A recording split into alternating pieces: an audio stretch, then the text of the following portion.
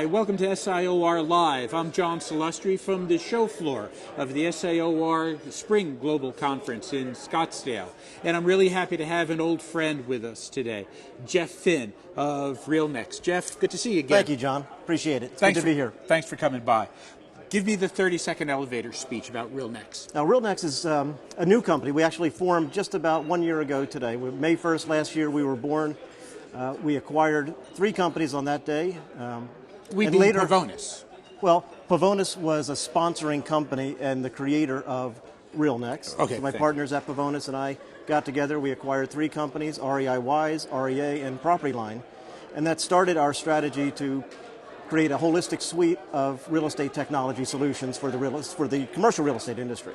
Starting on the brokerage side, but our intention is to broaden it to provide services for landlords, for tenants, for owners, investors, and valuers, lenders, a whole ecosystem across the industry. And as we started with the 3 companies, subsequently in the year we added 2 more, Buzz Target and 10-8. So now we have 5 companies under our umbrella, and we're in the process of providing a deep suite of integrated tools that drive efficiency and liquidity in the marketplace. Excellent. There are a lot of online tools coming at us. We're seeing it, I think, most evidently in crowdfunding. Yeah. But we're also seeing it on the commercial leasing side with sites like Hightower and the like. What is the threat to the traditional broker of so-called disintermediation? Are they threatened to go the way of the travel agent? I really don't believe so. I don't believe that the quality commercial real estate agent is threatened. That's an interesting qualification. I think there is a threat to the industry to raise its game substantially, to be smarter than the customer and to be able to add value to the customer. Because if they can't add value on top of those tools, then the customer will be able to provide a lot more of their services on their own rather than relying on the broker to provide what historically had been their role.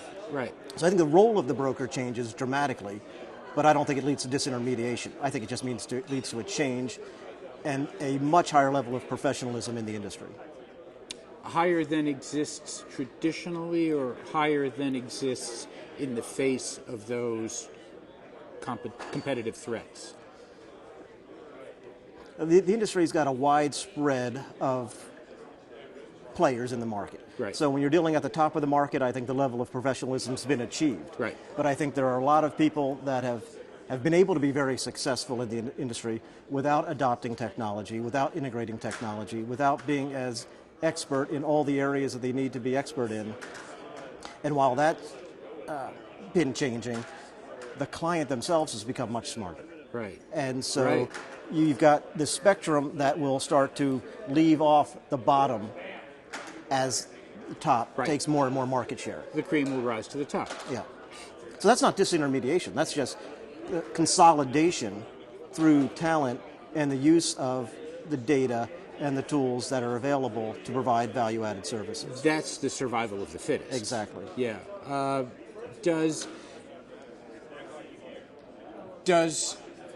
When you talk about value, in my ear, I'm hearing service. I'm hearing something that you're not going to get by investing your money through X fund online.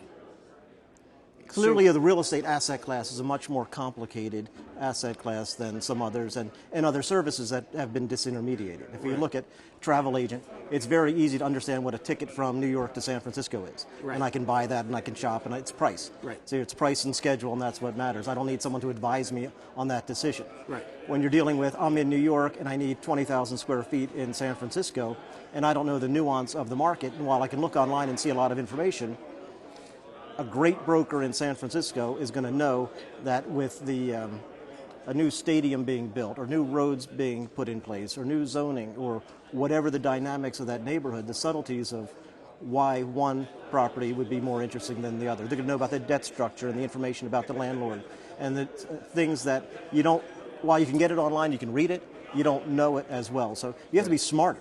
The guy on the ground is going to be smarter. And not only does he know the market, he needs to know the market better than a client might, he should have the ability to add value from a legal standpoint, a financial standpoint, a negotiation standpoint, and all of the structuring that really makes the real estate transaction happen. So it's not just identification. That used to be sort of the proprietary, I knew the market, I had information and knew what was available. Right. That's not where it's at anymore. That's public domain, very easily accessible. I was just going to say that. What's not is that value add. Right. So you move from a quote-unquote broker who used to be, I'm going to introduce John to Jeff, you guys make a deal. That guy is out. Right. But the one that can help bridge the personalities, make sure that we come to a meeting of the minds, make sure that the negotiation takes place and that there's a fair deal being transacted and all of the nuance of the lease transaction or the contract of sale is put in place in a way that's fair and equitable. Yeah, you have to dance a lot faster if you want to stay at the party. Or Absolutely. Dance a lot smarter. Absolutely. How is RealNex part of the solution and not, excuse the phrase, part of the problem?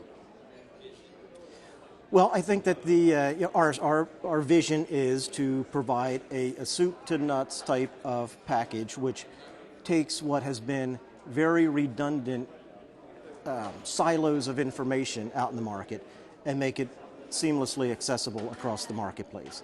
So the ability to conduct your business, manage your market inventory, your process, immediately be able to provide the financial analytics and the packaging and the presentation of that tool and offer it into the market in a way that's got comprehensive due diligence and information surrounding it.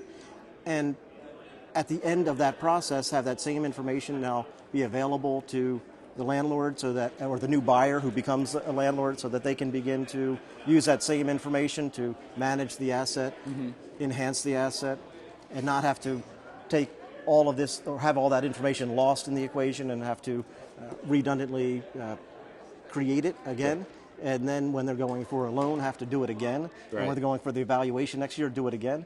By managing the process of information through the life cycle, from ownership to tenant to debt to ongoing asset management, we streamline the process of information, drive efficiency. So I think efficiency is the key, and that's one of the things, and I would change from disintermediation. What really happens is the marketplace becomes a lot more efficient because of the streamlined access to quality information and the ability for that information to flow and for the participants in the industry to collaborate effectively. In the past, they've been all in their individual silos. When you'll send me information in a hard copy, I'll do my analysis, then you're going to do your analysis, and we're not working with the same information in real time to condense the cycle in which a transaction can be completed and to take out the friction in that process because information's more readily available. And I'm putting words wildly in your mouth here, and excuse me for that. So the only quote-unquote losers in this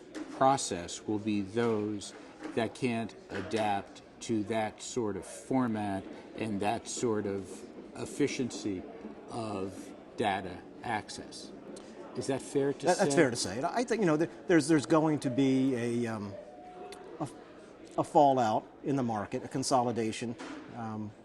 There still is a local market with unsophisticated clients that don't need the same level of service, but in dealing with sophisticated clients, they are so smart and they're dependent on technology in all the rest of their lives that they're demanding the highest level of service and professionalism and technology implementation from their commercial real estate professionals as well now.